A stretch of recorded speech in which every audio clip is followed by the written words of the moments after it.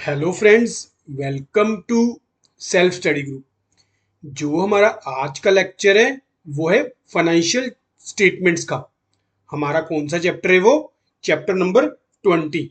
हमारी जो friends DK Goyal sir की बुक के सिर्फ और सिर्फ दो चैप्टर रह गए हैं। एक चैप्टर नंबर 20 और एक चैप्टर नंबर 21। 20 कौन सा था? फाइनेंशियल स्टेटमेंट का विदाउट एडजस्टमेंट। और जो हमारा 21 है वो कौन सा है? वो हमारा है विद एडजस्टमेंट। इसमें भी आपको क्या है, जो हमारा हर ईयर के पेपर में 30 मार्क्स का क्वेश्चन आया हुआ है, तो ये फिर हमारा चैप्टर मोस्ट इंपॉर्टेंट बन जाता है जो पेपर पॉइंट ऑफ व्यू से। तो आज हम इस चैप्टर की थ्योरी करेंगे जितनी हो सकी, और फिर उसके बाद हम इसके इलेस्ट्रेशंस और प्रैक्टिकल जैसे हम बाकी चैप्टर्स के करते आ रहे हैं। तो आपको पता है कि मोर ओवर ये हमारे दोनों चैप्टर ही रह गए हैं, और हमारा जो साइमल्टेनियसली ये कौन सा चैप्टर चल रहा है? बिल ऑफ एक्सचेंज का। तो वो भी चैप्टर चलेगा, और साथ साथ में आपको ये दोनों चैप्टर जो 20 और 21 है ये भी कंप्लीट करवा दूंगा मैं।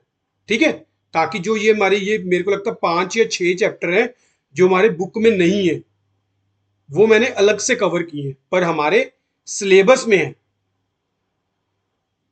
ठीक है, चलो आज का हम जो है अपना चैप्टर थ्योरी का देखते हैं। तो सबसे पहले तो फाइनेंशियल स्टेटमेंट्स। तो फ्रेंड्स, आपकी जो फाइनेंशियल स्टेटमेंट्स होती क्या है, सबसे पहले तो ये पता होना चाहिए। किसी भी बिजनेस की फाइनेंशियल स्टेटमेंट क्या है? उस बिजनेस का प्रॉफिट कितना है, जो हमें उस बिजनेस का प्रॉफिट बताए, लॉस बताए, उसकी अर्निंग कैपेसिटी कितनी है, क्या ये मार्केट में सरवाइव हो सकता है बिजनेस या फिर नहीं हो सकता। ये सारा कुछ हमें कहां से पता चलता है? ये सारा कुछ हमें बिजनेस की फाइनेंशियल स्टेटमेंट से पता चलता है। जो ये हम फाइनेंशियल स्टेटमेंट होती है ये एक पर्टिकुलर पीरियड ऑफ टाइम के लिए होती है। ये हम कब बनाते हैं? ये हम नॉर्मली साल के लास्ट में बनाते हैं। एक पर्टिकुलर पीरियड की होती है, से जैसे मैं कहूंगा 2020-21 की फाइनेंशियल स्टेटमेंट, तो वो बनेगी हमारी 31 मार्च 21 को। इसमें क्या होगा? इसमें हम सारा का सारा क्या देखेंगे? प्रॉफिटेबिलिटी। एक तरह की ये रिपोर्ट होती है। क्या होती है? रिपोर्ट। किस चीज की रिपोर्ट? जैसे हम कोई, जैसे हमारे एग्जाम होते हैं, एग्जाम के बाद हमें मिलता है रिपोर्ट कार्ड। किस चीज का? हमारे मार्क्स का। ये भी तो ईयर के लास्ट में ही होता है ना हमारे एग्जाम। इसी तरह से जो बिजनेस होता है, बिजनेस में तो कुछ अर्न किया है अपने साल के दौरान। कोई परचेज की है हमने, उसको सेल किया है, एक्सपेंस किए हैं, हमारी इनकम हुई है, हमने एसेट्स क्रिएट किए हैं, लाइबिलिटी अपनी बढ़ाई है। सारा का जो इसका करके एक कंसोलिडेट रिपोर्ट तैयार होती है, जिसको हम क्या बोलते हैं? Financial statement. फाइनेंशियल स्टेटमेंट में क्या होता है? इसकी प्रॉफिटेबिलिटी का पता चलता है हमें कि हमारा बिजनेस कितना प्रॉफिटेबल है या फिर क्या हम इसमें लॉस इंकर कर रहे हैं। ठीक है, चलो अब हम बुक से पढ़ते हैं। तो मीनिंग ऑफ फाइनेंशियल स्टेटमेंट में क्या है? Financial statement refer to such statement which report, जो रिपोर्ट करती है किस चीज को? The profitability and the financial position of the business at the end of the accounting period. Accounting period जो अकाउंटिंग में यूज होता है कौन सा बोलते हैं? जो हमारा एक साल का होता है, 31 मार्च को लास्ट होता है। एक तो क्या बताती है आपकी फाइनेंशियल स्टेटमेंट? प्रॉफिटेबिलिटी का। दूसरा हमारी फाइनेंशियल पोजीशन का। The term financial statement include at least two basic statements which are as under। Financial statement में दो चीजें फ्रेंड्स आपकी जो है इंक्लूड होती है। एक तो आपका होता है उसमें trading account and profit and loss account, ये दोनों इकट्ठा ही है, trading and profit and loss account. दूसरा हमारा जो फाइनेंशियल स्टेटमेंट में होता है वो क्या होता है, वो होता है बैलेंस शीट। अब इनको और नाम से भी जाना जाता है, इनको और क्या कहते हैं हम, जो हमारा ट्रेडिंग अकाउंट होता है उसको तो हम इनकम स्टेटमेंट भी बोलते हैं, और जो हमारी बैलेंस शीट होती है उसको हम स्टेटमेंट ऑफ फाइनेंशियल पोजीशन भी बोलते हैं। आपको मैं यहां पे लिख देता हूं, जो तो हमारा ट्रेडिंग एंड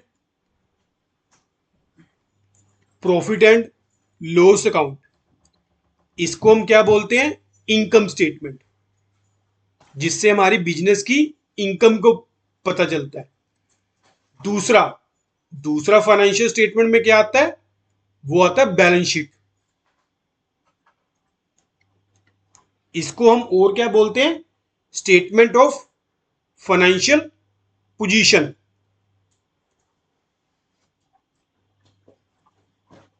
फाइनेंशियल पोजीशन, ये दो चीजें किसमें इंक्लूड है फ्रेंड्स, ये दोनों की दोनों चीजें आपकी आती है फाइनेंशियल स्टेटमेंट्स में। और जो हमारी अकाउंटिंग का लास्ट होता है, फाइनेंशियल स्टेटमेंट में जाके ही हमारा जो लास्ट हो जाता है, एक किसी भी अकाउंट्स का जब हम बनाते हैं, किसी भी बिजनेस की पोजीशन का हमें कहां से पता चलेगा, उसके प्रॉफिट एंड लॉस अकाउंट से। चलो नेक्स्ट, नेक्स्ट वो बोल रहा है which shows, trading account income statement क्या शो करता है, result of the business operation during an accounting period, हमारे बिजनेस के ऑपरेशन से हमारी कितनी पर्टिकुलर इनकम हुई है। और दूसरी तरफ फाइनेंशियल पोजीशन क्या बताती है, which show financial position of a enterprise at a specified point of time, हमारे बिजनेस की फाइनेंशियल पोजीशन क्या है। अब the financial statement provides a summary of the accounts of a business enterprise, the balance sheet reflecting the assets. अब balance sheet में क्या क्या होता है, बैलेंस शीट में होते हैं assets, liability, capital on a certain date, and the income statement showing the result of operation during a certain period. Income statement से हमें प्रॉफिट का पता चलता है, और बैलेंस शीट से हमें एसेट्स, लाइबिलिटी और कैपिटल का पता चलता है। और these two financial statement are terms at final account, इनको हम फाइनल अकाउंट्स बोलते हैं। In modern time, in addition to the aforesaid two basic financial statement, two other statement namely as statement of retained earning and cash flow statement are also generally including in financial statement। पर friends ये अब आपके SAS के exam में तो नहीं आएंगे, part one में स्पेसिफिकली।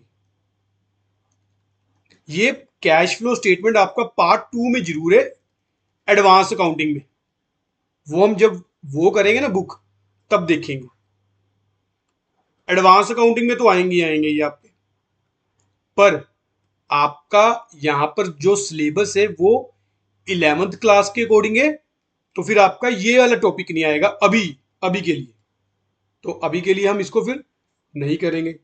नेक्स्ट, अब आपके आगे ऑब्जेक्टिव, आप फाइनेंशियल स्टेटमेंट बनाते क्यों, उसके फिर आगे यूजेस। सबसे पहला ऑब्जेक्टिव, आप लोगों ने फाइनेंशियल स्टेटमेंट बनाई, आपको पता चल गया कि फाइनेंशियल स्टेटमेंट में होता क्या क्या है। अब आप उसके उससे क्या बनाओगे, उससे आपको पता चल जाएगा कि इसके ऑब्जेक्टिव क्या है, इसको इस चीज को बनाने के। To present a true and fair view of financial performance, that is profit और लॉस ऑफ द बिजनेस। आपको अगर आपकी फाइनेंशियल जो परफॉर्मेंस का एक व्यू लेना है, तो वो आप कैसे लोगे, फाइनेंशियल स्टेटमेंट से लोगे। True, present A true and fair view of financial position, आपको अपने बिजनेस की फाइनेंशियल पोजीशन का कैसे पता चलेगा, जब आप बैलेंस शीट बनाओगे तभी आप आपके बिजनेस की फाइनेंशियल पोजीशन बता पाओगे ना, कि आपका बिजनेस कितना स्ट्रांग है या फिर वीक है।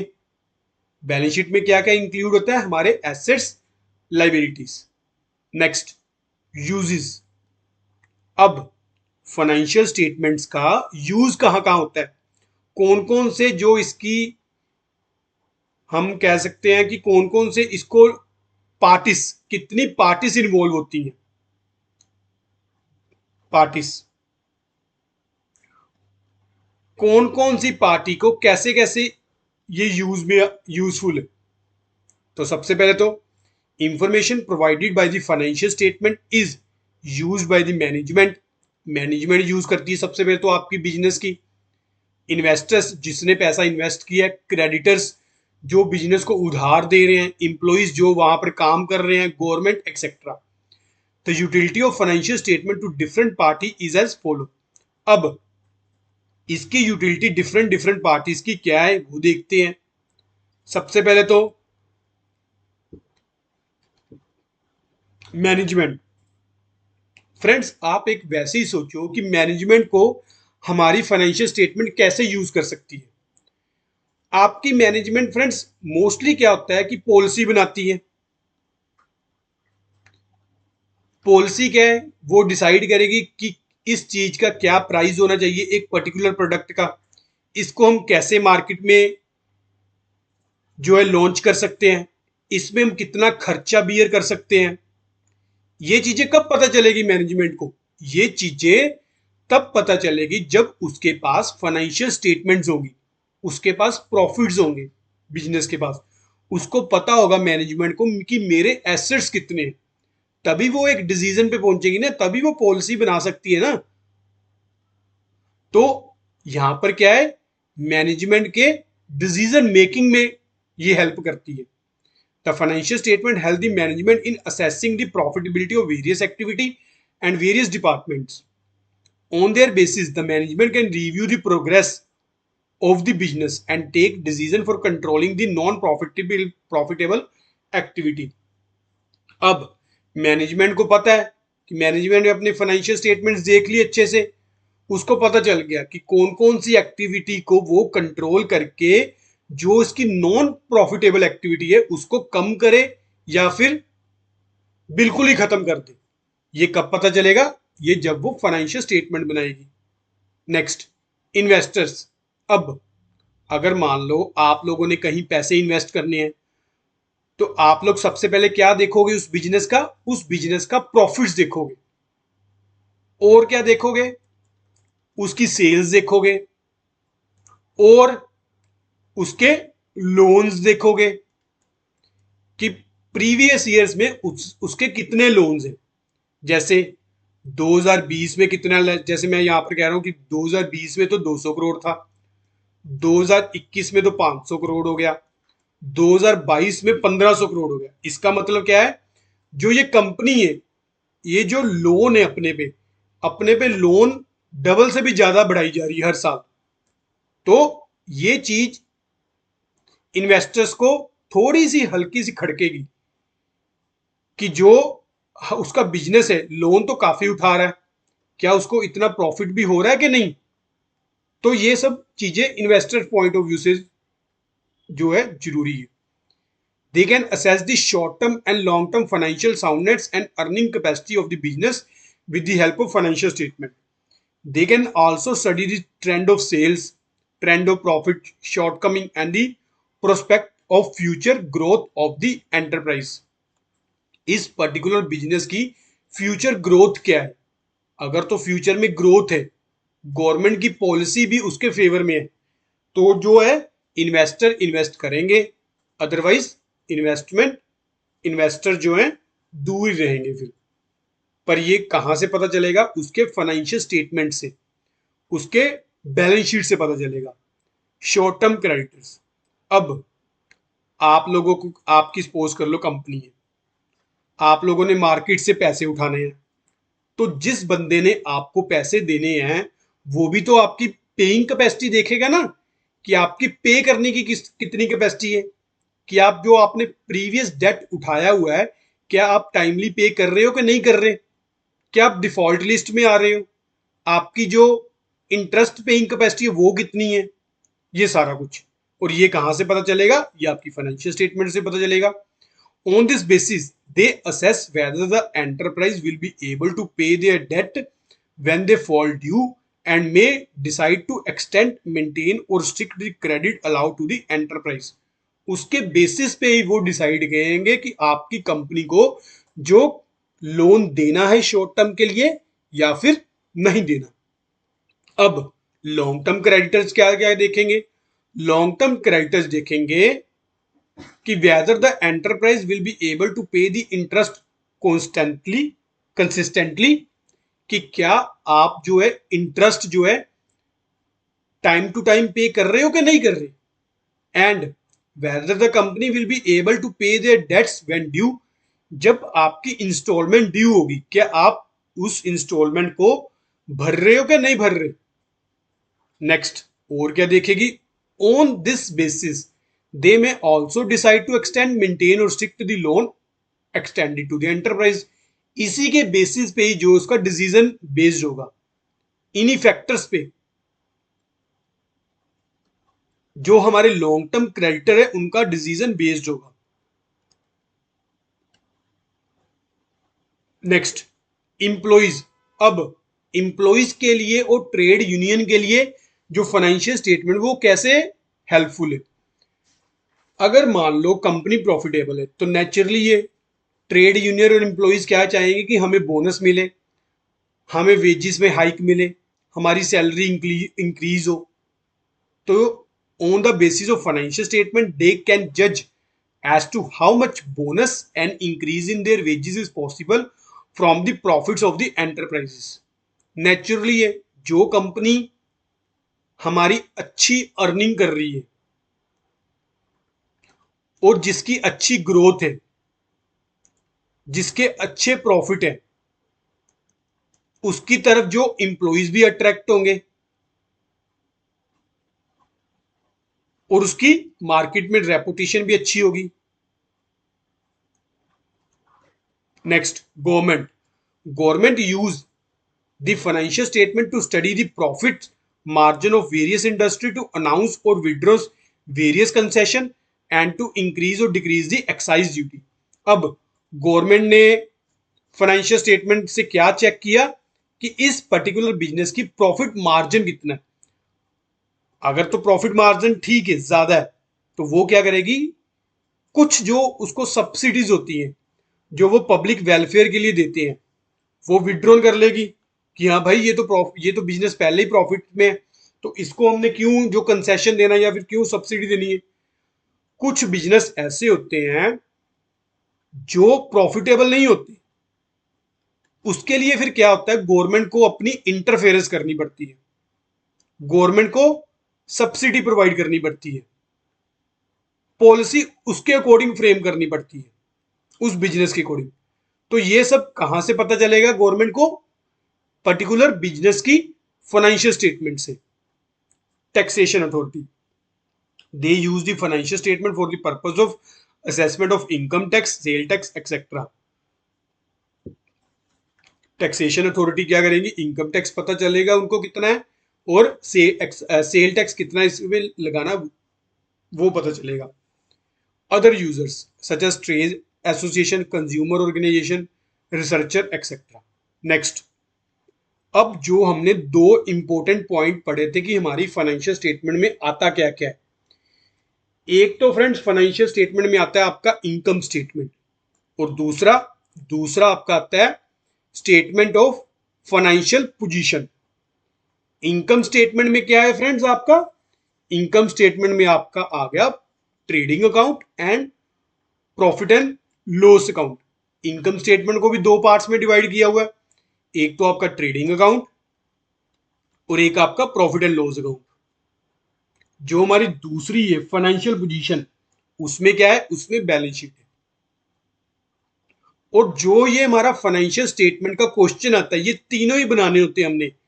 पहले तो ट्रेडिंग अकाउंट बनाना होता है, उसके बाद प्रॉफिट एंड लॉस अकाउंट बनाना होता है और लास्ट में हमने क्या बनाना होता है, बैलेंस शीट बनानी होती है। यही होता है बस फाइनेंशियल स्टेटमेंट में।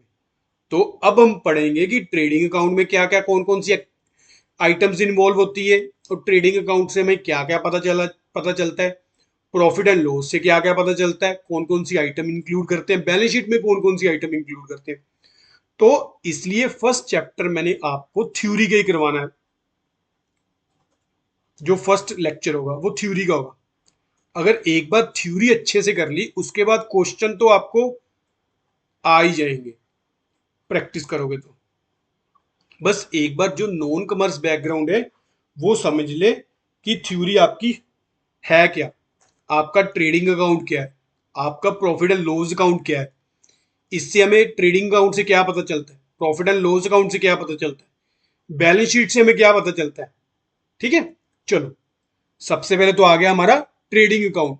ट्रेडिंग अकाउंट में क्या क्या होता है? Trading account is prepared for calculating the gross profit और ग्रॉस लॉस अराइजिंग। अराइजिंग कहां से हो रही है? अराइजिंग और incurred as a result of trading activity of the business। जो हमारी ट्रेडिंग एक्टिविटी से हमें क्या ग्रोस प्रॉफिट हुआ है या फिर ग्रोस लॉस हुआ है। In other words it is prepared to show the result of manufacturing, buying and selling of goods. जो भी गुड्स हम बाय कर रहे हैं, सेल कर रहे हैं या फिर मैन्युफैक्चरिंग कर रहे हैं, ये सारा का सारा रिजल्ट हम कहां शो करते हैं? अपने ट्रेडिंग अकाउंट में। If the amount of sale exceeds the amount of purchase and expenses directly connected with such purchase। अगर तो मान लो आपकी सेल ज्यादा है, किससे ज्यादा है? आपकी परचेज से, और इस परचेज को करने में आपका डायरेक्ट खर्चा कितना है, डायरेक्ट एक्सपेंस, तो वो क्या है फिर? वो हमारा है ग्रॉस प्रॉफिट। और इसके ऑपोजिट, अगर आपकी परचेज और डायरेक्ट एक्सपेंस आपके ज्यादा है, किससे? आपकी सेल से, तो वो फिर क्या है? Gross loss. ठीक है, अब आगे, a trading account record the amount of purchase. अब ट्रेडिंग अकाउंट में क्या क्या इंक्लूड होता है? आपने कितनी परचेज ऑफ गुड्स की है, and also the expenses which are incurred in bringing that commodity to saleable state. अब इस पर्टिकुलर प्रोडक्ट को आप लोगों का कितना एक्सपेंस हुआ उसको सेलेबल कंडीशन में लगाने के लिए, सिर्फ और सिर्फ यहां तक का खर्चा। इसको आफ्टर सेल खर्चा नहीं इंक्लूड होता सेलेबल कंडीशन में। अब हाँ, आपने कहा कि मेरा प्रोडक्ट रेडी हो गया, अब इसको सेल कर सकता हूं मैं। अब इस सेल करने में कितना एक्सपेंस आया वो नहीं यहां पर आएगा। इस फिनिश गुड्स को सेल प्रोडक्ट बनाने में कितना खर्चा है वो सारा किस में आएगा? डायरेक्ट एक्सपेंस में और ट्रेडिंग अकाउंट में। In other words, all expenses which relate to either purchase of raw material or manufacturing of goods are recording in the trading account. All such expenses are called direct expenses. इसको हम friends क्या use करते हैं? Word direct expenses. और ये कौन कौन से एक्सपेंस हुए? ये हमारे एक्सपेंस हुए जो हम रॉ मटेरियल की परचेज पे करते हैं। All expenses which relates to either purchase of raw material or manufacturing of goods. Next, the trading account shows the result of buying and selling of goods. In preparing the accounts, the journal establishment charges are ignored and only the transaction in goods are including। फिर ये journal वाले कहां डालते हैं? ये हम डालते हैं प्रॉफिट एंड लॉस अकाउंट में अपने। Next, sometime a trading account is also called goods account because all the transaction relating to goods are recorded in it, such as first opening stock, purchase। अब ये friends आप write down कर लो। क्यों? क्योंकि इससे आपको पता चलेगा कौन कौन सी आपकी आइटम ट्रेडिंग अकाउंट में आएगी। ओपनिंग स्टॉक, आपका परचेज, आपकी परचेज रिटर्न, आपकी सेल रिटर्न, क्लोजिंग स्टॉक। जो आपने एक्सपेंस किए किसके लिए? अपनी गुड्स को मैन्युफैक्चर करने के लिए। आपने एक्सपेंस किए किसके लिए? अपनी गुड्स को परचेज और bringing the goods to trading place. All such expense are summarised and recording in the trading account at the end of the year. अब आ गया आपका इंपॉर्टेंस क्या है, आपकी नीड क्या है ट्रेडिंग अकाउंट की। सबसे पहले it provide information about gross loss और ग्रोस प्रॉफिट। हमें ट्रेडिंग अकाउंट क्या बताता है कि हमारा बिजनेस में ग्रोस प्रॉफिट कितना है या फिर ग्रोस लॉस कितना है, हमारे डायरेक्ट एक्सपेंसेस कितने हैं, हमारा क्लोजिंग स्टॉक कितना है हमारे प्रीवियस ईयर के comparison. It provide safety against possible losses. हम कैसे अपने आप को सेव कर सकते हैं, किससे, लॉसेस से। It inform of the gross profit or gross loss as a result of buying and selling the goods during the year. The percentage of current year gross profit on amount of sale can be calculated and compared with those of the previous year. अब आप trading account बना रहे हो, financial statement बना रहे हो, आप एक फाइनेंशियल स्टेटमेंट का प्रीवियस ईयर से कंपैरिजन कर रहे हो, कर सकते हो कि पिछले साल आपका ग्रोस प्रॉफिट कितना था, इस साल कितना है। इसको आप सेल के परसेंटेज भी निकाल सकते हो कि पिछले साल सेल के कंपैरिजन क्या आपका प्रॉफिट बढ़ा है कि कम हुआ है। लेट्स सपोज आपकी सेल थी 100 और आपका ग्रोस प्रॉफिट है 20 रुपीज, तो आपका जो प्रॉफिट हुआ वो हुआ फ्रेंड्स ग्रोस प्रॉफिट 20। अब इस साल आपकी सेल तो हुई 150, पर आप लोगों का जो प्रॉफिट हुआ वो हुआ, मैं कहता हूं 15। तो ये कितना हो गया फिर, ये हमारे पास हो गया 10%। इसका मतलब क्या होगा कि आपका प्रॉफिट प्रीवियस ईयर के कंपैरिजन कम हो गया, हालांकि आपकी सेल बढ़ी है। तो फिर कम होने के क्या कारण है, ये हमारे एक्सपेंसेस बताएंगे कि क्या हमारा रॉ मटेरियल की कॉस्ट तो नहीं बढ़ गई, क्या हमारा सेल प्राइस हमने सेम तो नहीं रखा, ये सारा कुछ। ठीक है, चलो next. Thus it provide data for comparison analysis and planning for future period. बिल्कुल, it provide information about the direct expense. All the expenses incurred on the purchase and manufacturing of goods are recorded in the trading account in summarized form. Percentage of such expense on sale can be calculated and compare with those of the previous year. In this way, it enables the management to control the rationalize the expense.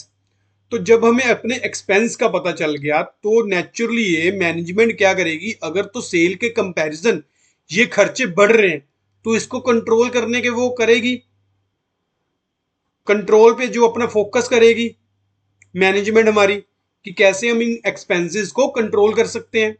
अगर हमारे पास data ही नहीं होगा तो हमें कैसे पता चलेगा friends.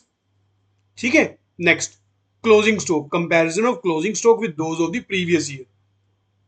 अब अगर तो क्लोजिंग स्टॉक हमारा बढ़ रहा है तो हम देखेंगे कि उस बढ़ने का कारण क्या है, कि हमारी गुड्स सेल क्यों नहीं हो रही, कि हमारे पास लास्ट में स्टॉक क्यों बच रहा है ज्यादा पिछले साल के कंपैरिजन में। Closing stock has to be valued and recorded in trading account. This stock can be compared with the closing stock of the previous year, and if the stock shows an increasing trend, the reason may be incurred into. तो हम लोग उसके reason पता करेंगे कि reason क्या है इस स्टॉक के ना बिकने के, कि हमारा क्लोजिंग स्टॉक क्यों बढ़ रहा है।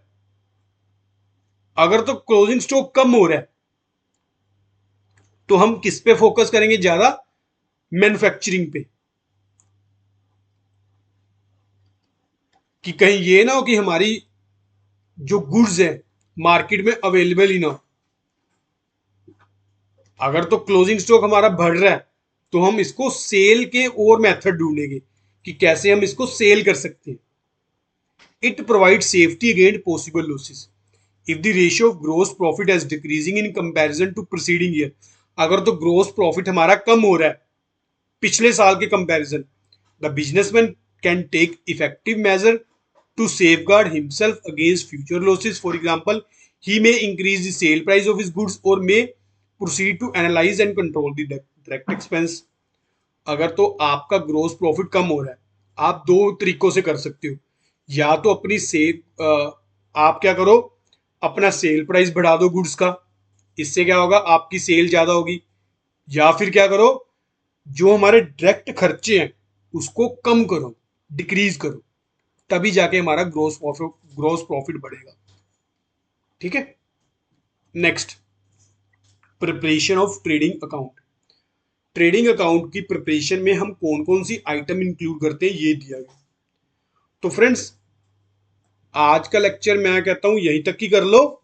जितनी भी थ्योरी आपको करवाई है अच्छे से कर लो, उसको एक बार फिर से पढ़ लो, आपकी इंपॉर्टेंस देख लो ट्रेडिंग अकाउंट की क्या है, यूजेस क्या है, कौन कौन सी पार्टी फाइनेंशियल स्टेटमेंट यूज करती है, उसको ऑब्जेक्टिव क्या है बनाने के लिए, मीनिंग क्या है, ये सारा कुछ आप अच्छे से देख लो एक बार फिर से।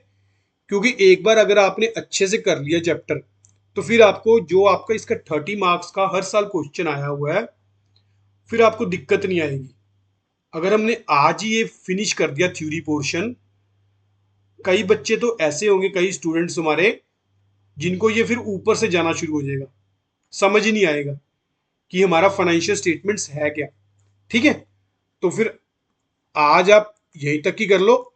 नेक्स्ट लेक्चर में हम लोग कोशिश करेंगे कि इसको थ्योरी पोर्शन आपको फिनिश करवा दूं। चलो, अगर आपका कोई भी डाउट है, मेरे को selfstudyGroup@yahoo.com पे मेल कर दो, चाहे कमेंट सेक्शन में लिख दो। तो आज का लेक्चर यहीं तक की। अगर आपको लेक्चर अच्छा लगा तो लाइक जरूर करना और चैनल को सब्सक्राइब भी जरूर करना। Thank you for watching friends.